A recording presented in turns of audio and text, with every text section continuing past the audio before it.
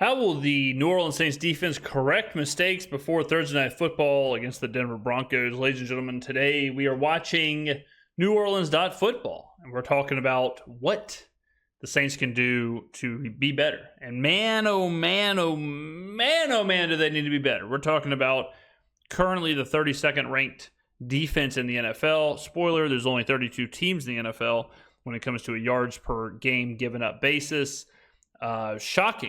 Shocking turn of events. It really is. Because before this season, what was the problem? Derek Carr, Dennis Allen, lost Michael Thomas, Alvin Kamara's getting older, offensive line.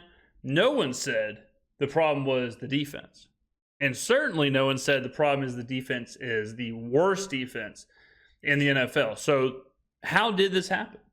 How did this happen that Dennis Allen's defense, which has been a top 10 unit basically for the last 5 years, and had kind of turned around the franchise from being this like offensive juggernaut to a defensive juggernaut? I mean, even when Breeze was here, the last couple of years there, Breeze was not the same Breeze. He was banged up, he was hurt, he was older, but the defense was insane. Like, the defense was best in the NFL or top 5 in the NFL, and you could not run on this team. You could not do anything against the Saints. And when the Saints were at their best is when the defense was at its best.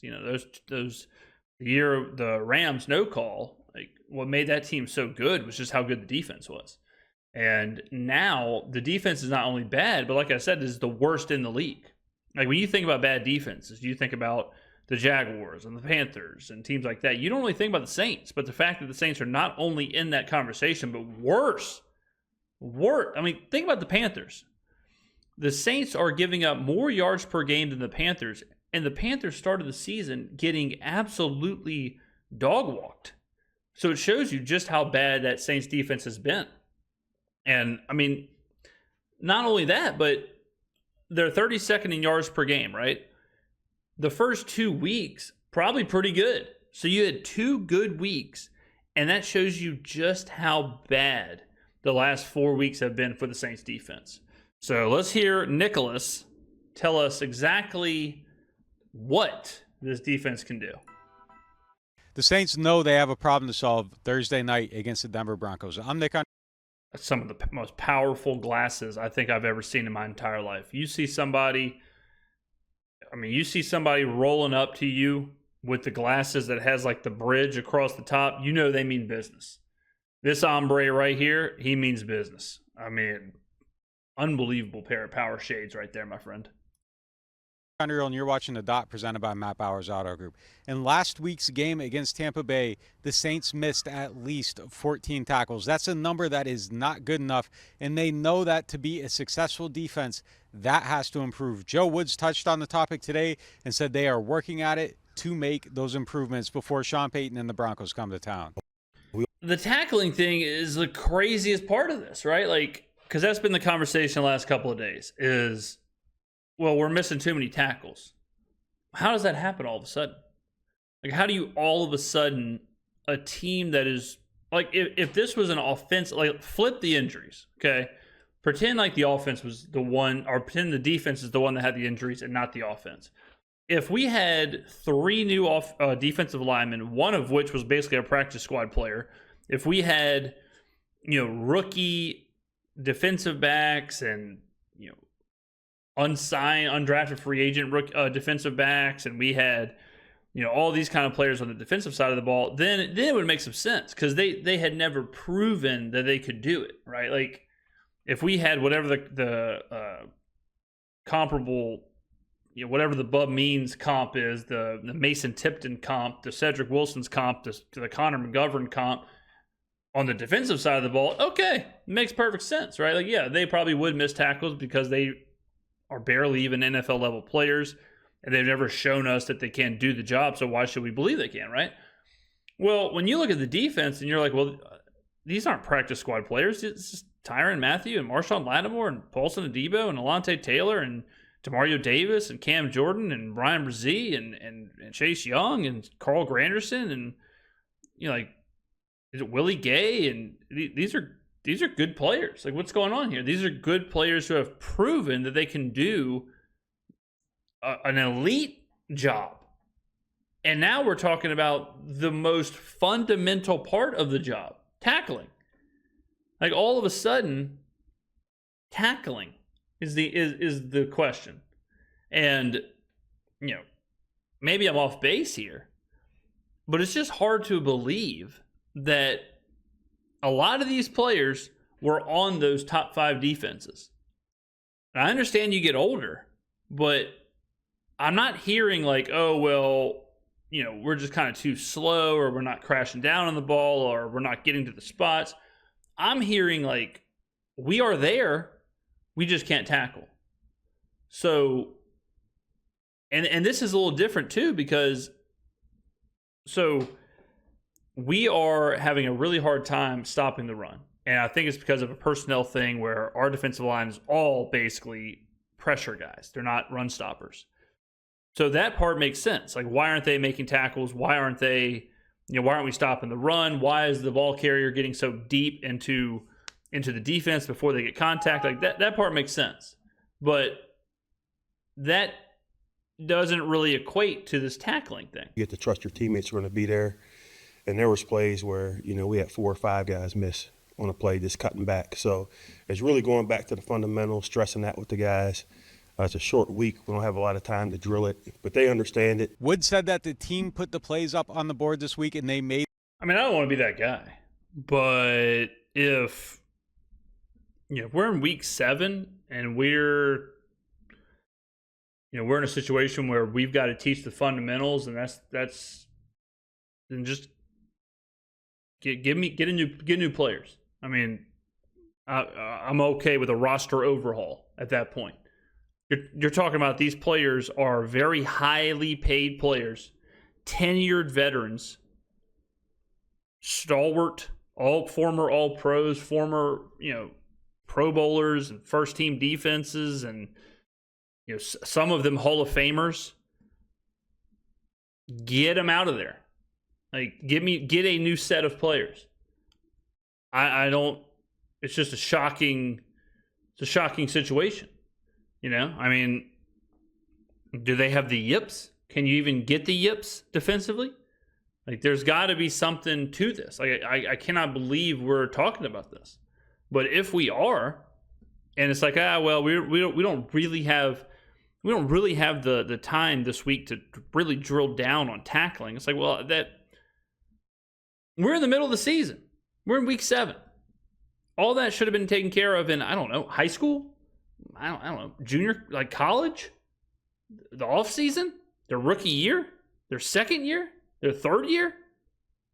I mean, I just can't believe that that's right now the reason for dropping from a perennial top 5 defense to 32nd. Made the players watch it, and it was a source of embarrassment for some people. They know that they need to do better and that their technique needs to improve to make sure that is something that gets better. I asked him, why did it become a team-wide issue, though? Oh, now this is a good question. Good point, Nicholas. That's exactly what I'm saying. Not something that was just kind of individualized, and he didn't really have an answer for that. But the team has Same. Retweet. Same. Like, the defensive coordinator, I know Dennis Allen's the real defensive coordinator. The defensive coordinator of the team is sitting here saying, like, yeah, I don't know either. I don't know. Not sure. And, maybe I'm frustrated. I am frustrated. But, like, last year, we heard about toxic culture. We heard about people not parking in the right parking spots. We heard about people not doing film study. Now we're hearing about an effort issue or a tackling issue, a team-wide epidemic, if you will. Why? I don't know. And that question right there is kind of my overarching question of, yeah, it makes sense. Like, one player may have like some tackling issues, or a couple of guys here like not as good as you would want. But how does an entire defense just all of a sudden like forget how to do the most foundational thing of their job all at the same time? It's crazy. And I do agree with what Joe Wood said. It's not one guy. It's not one player. If you watch that game, like on the Chris Godwin touchdown, there's probably 3 people who whiff on the tackle. on that one play. And so I agree. It's not like you're watching one player or two players. It's kind of just everybody. And then every time Bucky Irving touched the ball or every time Sean Tucker touched the ball, there were 6 or 7 people who were missing tackles. So it would be like if the entire offense all of a sudden couldn't catch the ball, or if the entire offense all of a sudden had fumbling problems. It's like, how does that happen? How does the entire group get the drops at the same time? How does every receiver on the team get the drops? Like if the Bengals, if like Jamar Chase and T. Higgins all of a sudden couldn't catch passes, it's like y'all have been Pro Bowlers. Y'all have been like some of the best receivers in the NFL. We went to a Super Bowl. How all of a sudden y'all all have the drops? What's going on here? It really is like an unsolved mystery. They need to get William Shatner on the case.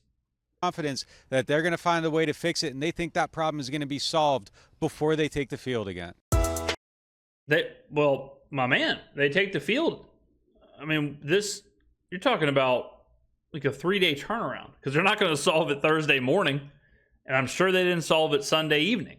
So between Monday, Tuesday, and Wednesday, they solved the issue. Doesn't that seem weird too?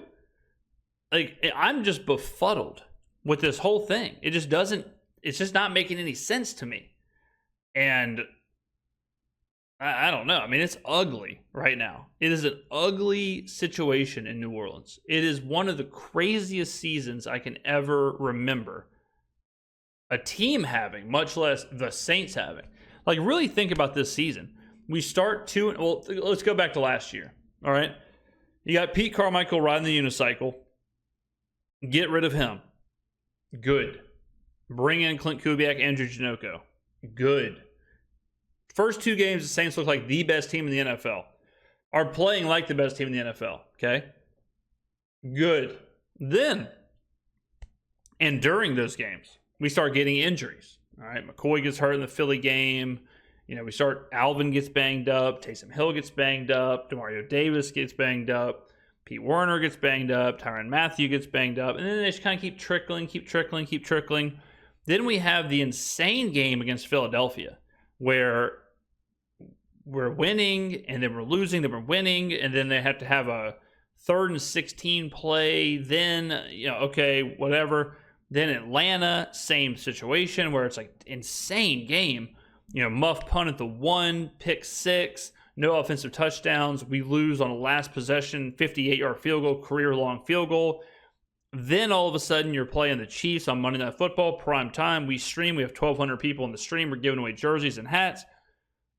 One of the worst performances I've ever seen. Derek Carr gets injured, rips his oblique off of his body. What's going on here?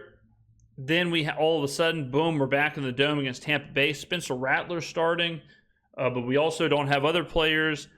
Boom, second play of the game, Chris Olave gets targeted. He fumbles. They return it. We're down 17-0. Then we're up 27-24. Then we lose 51-24. Give up 600 yards of offense. We set all these records. Oh, LOL. Now we have to play on Thursday night in the Dome, prime time, against Sean Payton, our former coach, while missing like 9 offensive starters now because Olave and Rashid Shaheed get hurt. Oh, and the defense, which was cool, is now 32nd in the NFL, and we're not totally sure why. Like, all of that on its own is insane. The fact that it's happened in 6 weeks, like, all that has happened in less than 2 months. In less than 2 months, we've got like 15 starters have been hurt. Probably more than that. Somewhere around, there's not that many players. And we're talking about 15 starters hurt in the first 6 weeks. 32% of the roster is on the injury report. Connor McGovern is our center. Bub Means is our number 1 wide receiver. Cedric Wilson, Mason Tipton. What the hell is going on? This has been an insane movie. And again, it's week 7. We've got 11 more weeks of this. 11 more weeks. We went from 3 weeks ago, we were saying this is a team that can compete for the NFC. This team is sweet. And now, it's like, well, do we fire Dennis Allen Friday morning and rebuild? What? How does that happen how does that happen in 3 weeks? How do you go from, damn, this team might be legit. Like this team, Offensive Player of the Year, Alvin Kamara. This team can win the NFC. This team can win the division. This team can win 12 games, 13 games. We're top 5 offense, top 5 defense. Blink. Spencer Rattler starting. Mason Tipton starting. Bub Means is starting. We've fallen from top 5 to 18th defense in DVOA and 32nd in yards per game and 14th offense. And like, what the hell is going on here? Insanity this season. This is one of the craziest seasons a team has had in NFL history. I mean, what are we going to expect Thursday night? Who knows? If you told me the Saints won by 30, I'd believe you. If you told me the Saints lose by 50, I believe you. I have no clue. Insane season, guys. All right, get on down in the comments below. Let me know what you think. I'll see you in the next video. Practice your tackling, ladies and gentlemen.